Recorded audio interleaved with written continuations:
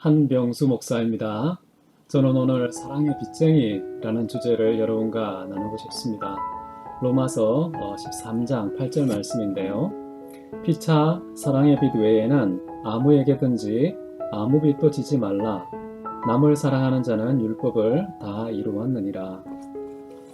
피차 사랑의 빚 외에는 어떠한 빚도 어떠한 사람에게도 빚지지 말라라고 말하고 있습니다. 이것은 사람과 사람 사이에 개인적인 그런 부채의 관계가 생기면 안 된다라는 말입니다.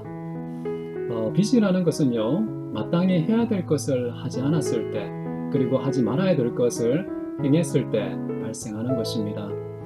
이 빚은 타인에게 나 자신에 대한 어떤 권한을 필히 부여하게 되는데요. 그래서 결국 빚 때문에 한 사람이 다른 사람에게 얽매이는 주종의 관계가 형성되는 것입니다.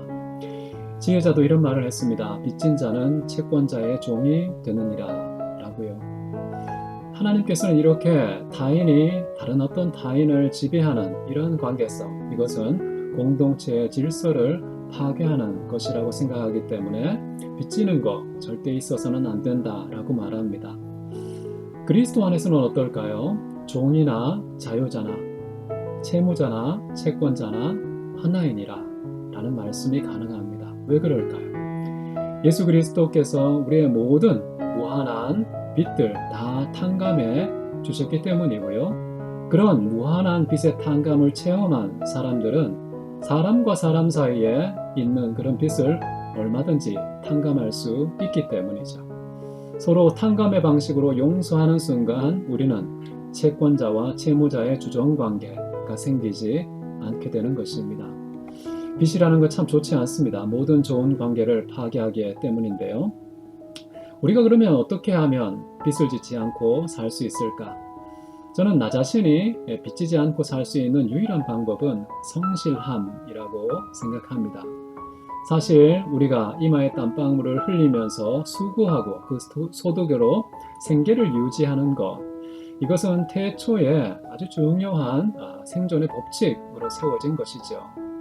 사도 바울도 이런 맥락에서요, 일하지 않는 자는 먹지도 말라고 했습니다. 조용히 일해서 자기의 양식을 먹으라 라고도 권면했던 것이죠. 그리고 또 중요한 것은요, 나만 빚쟁이가 되지 않으면 돼가 아닙니다. 타인도 빚쟁이가 되지 않도록 해야 되는 것이죠. 방법이 뭘까요?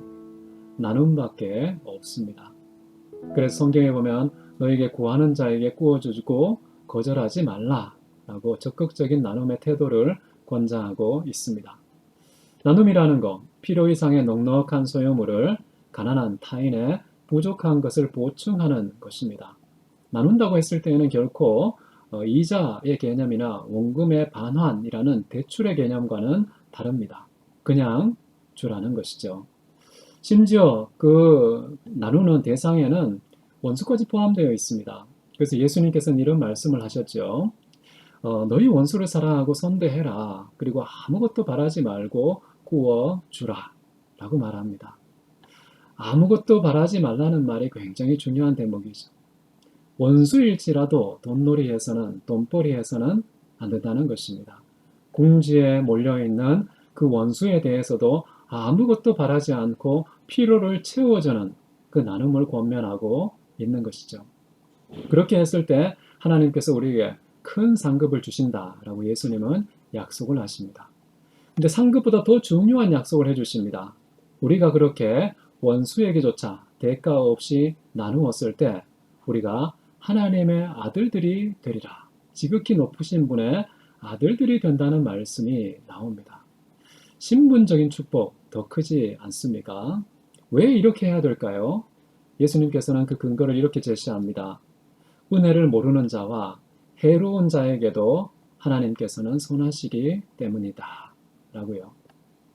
하나님께서는 사람을 가리지 않고 자기를 찬양하고 자기를 경외하고 자기의 말씀에 순종하는 사람만이 아니라 정말 해로운 사람, 아무런 유익이 없는 사람, 은혜를 베풀어도 은혜를 모르는 그런 사람에게조차도 선하심을 나타내는 분이시기 때문에 그런 하나님의 속성에 근거해서 우리도 원수에게 선대하며 대가 없이 나눠야 한다라고 가르치는 것이죠. 우리는 이 세상에 다른 어떤 빛도 줘서는 안 됩니다. 오직 사랑의 빛만 줘야 한다라는 것이죠. 근데 사랑의 빚쟁이는 참 특이한 특징을 갖고 있습니다. 첫 번째는요, 이 사랑의 빛은 강제적인 채무가 아니라 자발적인 채무라는 것입니다. 자율적인 것이기 때문에 갚아야 될 강제적인 필요성이 없습니다. 그렇기 때문에 종속적인 관계가 형성되지 않는다는 것이죠. 두 번째는요, 빚을 갚되 정확한 크기의 빚을 갚아야 하는 것이 아닙니다. 나에게 주어진 그 능력의 크기를 따라서 나누면 된다. 보상하면 된다. 라는 것이죠. 세 번째는요, 빚의 대상이 우리가 빚진 자에게 갚아주는 게 아닙니다. 물론 그에게 갚을 수도 있겠지만 제3자에게 갚을 수도 있는 것입니다. 내리사랑 들어보셨죠? 어른들이 우리를 사랑하면 또 우리는 또 자녀들에게 다음 세대에게 사랑을 베푸는 것이죠. 그래서 사랑의 빚을 지면 빚을 준 자에게 되돌려주는 것이 아니라 내 사랑이 필요한 누군가에게 주면 된다. 라는 그런 특징을 가지고 있다는 것입니다. 자, 이 사랑의 빚 어떻게 해야 가능할까요? 이 사랑의 빛은 오직 하나님께서 우리에게 주신 사랑의 빛을 생각할 때에만 이 땅에서도 우리가 사랑의 빚쟁이가 될 수 있다는 것입니다. 우리는 사랑받을 자격이 없었습니다. 그리고 우리에게 주신 사랑의 분량과 크기는 측정할 수 없습니다. 무한하고 영원하기 때문에 어떤 조건도 주지 않은 무조건적 선물이기 때문에 그런 사랑의 빛을 체험한 사람만이 이 땅에서 사람과 사람 사이에 진정한 사랑의 빚쟁이가 될 수 있다는 것이죠. 그런 체험이 없으면 신기하게도요, 본전 생각합니다. 꼼꼼하게 손익분기점을 따진다는 것이죠.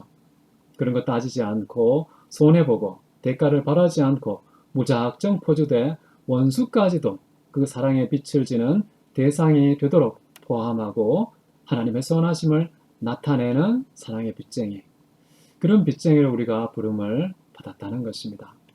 그래서 저는 권면하고 싶습니다. 오늘은 과연 우리가 누구에게 사랑의 빚쟁이가 되었습니까?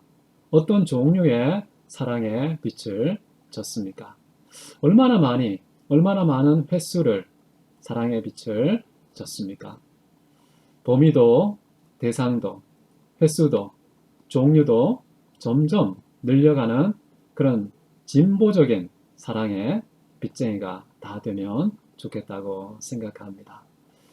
저도 여러분도 이 땅에서 그 사랑의 빚 외에는 어떤 것도 빚지지 않도록 열심히 일하고요.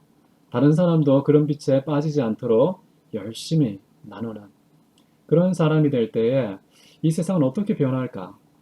그런 사랑의 빚쟁이가 속한 공동체는 천국을 보여주는 모델하우스 될 수 있다고 생각합니다. 우리 모두 사랑의 빚쟁이가 되십시다. 감사합니다.